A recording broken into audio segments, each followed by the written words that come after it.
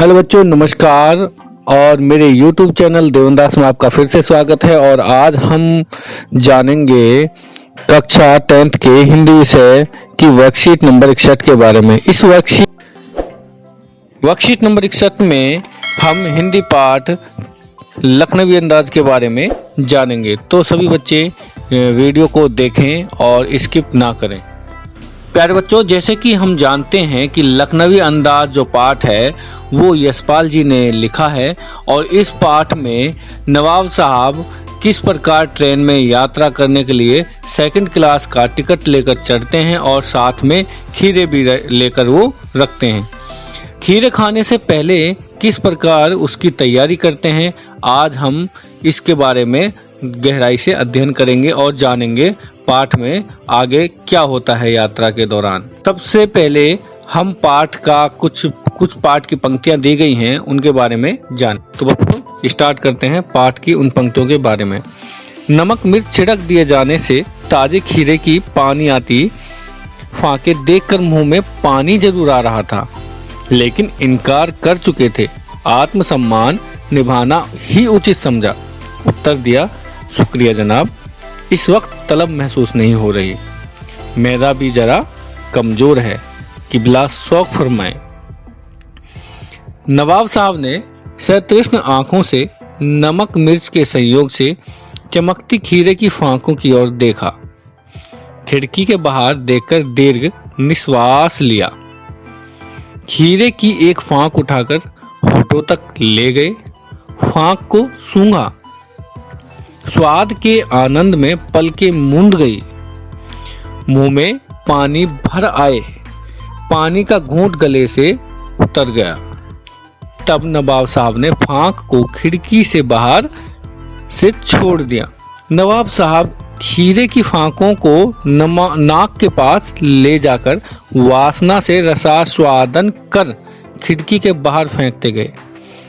नवाब साहब ने खीरे की सब फांकों को खिड़की के बाहर फेंककर तौलिए से हाथ और होंठ पोंछ लिए और गर्व से गुलाबी आंखों से हमारी और देख लिया, मानो कह रहे हों कि यह है खानदानी रईसियों का तरीका।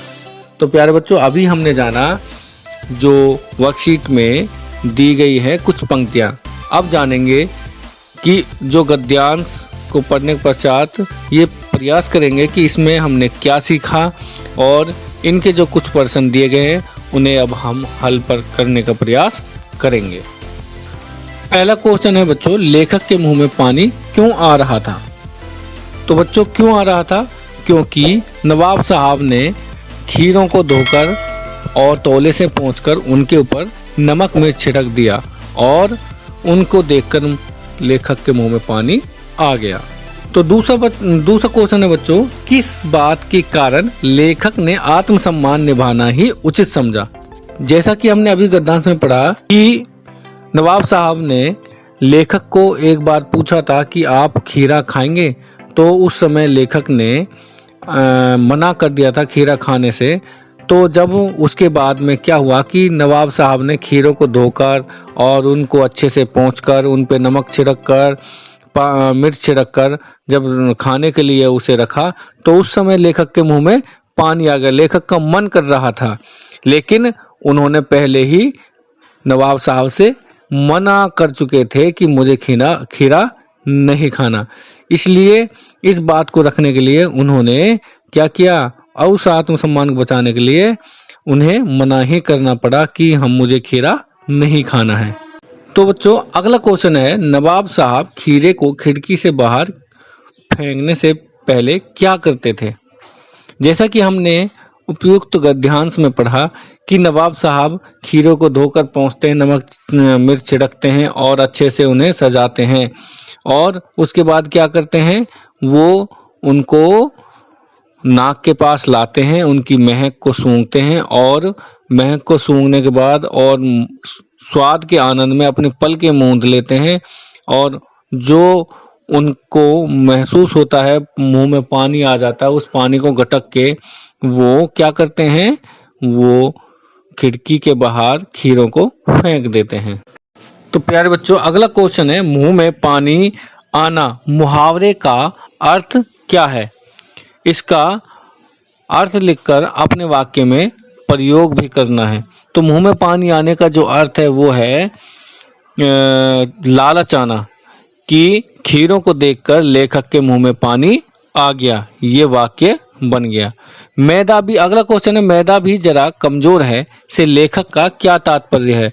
जब उनसे पूछा जा रहा था कि आप खीरा खाएंगे, नवाब साहब ने जब पूछा कि आप खीरा खाएंगे तो उन्होंने क्या कर दिया, मना कर दिया। उन्होंने कहा शुक्रिया, इस वक्त तलब महसूस नहीं है और मैदा भी जरा कमजोर है। मैदा का मतलब पेट जरा कमजोर है, पेट की जो पाचन शक्ति है वो उस समय लेखक की कमजोर थी।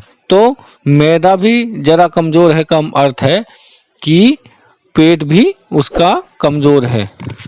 तो प्यारे बच्चों, अभी हमने इस वर्कशीट में जाना लखनवी अंदाज पाठ की कुछ पंक्तियां और उनके कुछ प्रश्न।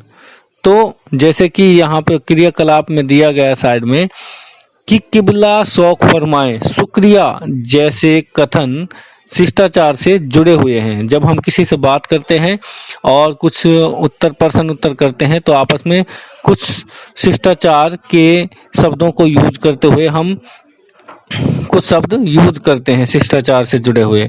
अपनी मातृभाषा के ऐसे शिष्टाचार सूचक और शब्दों का पता लगाकर हम सूची तैयार करेंगे। तो